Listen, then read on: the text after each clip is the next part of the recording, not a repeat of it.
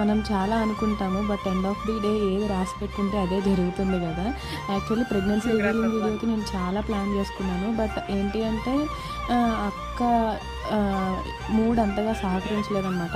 అంటే initial stages of pregnancy కదా, so తను అంతగా కొంచెం బాగాలేదు. సో అందుకని చెప్పి తనని అంతగా ఇబ్బంది పెట్టడం కరెక్ట్ కాదు అని చెప్పి సింపుల్గా వితౌట్ ఎనీ ప్రాపర్టీస్ మా టెర్రస్ మీదే మేము సింపుల్గా ప్రెగ్నెన్సీ రివీలింగ్ మినిమం వీడియో తీయలేకపోయినా ఫొటోస్ అన్నా రివీల్ చేద్దాము, అంటే ఫొటోస్ అన్నా తీసుకుందాము అని చెప్పి మేము ఇలా ప్లాన్ చేసుకున్నాము. End of the day photos ఎలా వచ్చాయి అనేది మీరే చెప్పండి.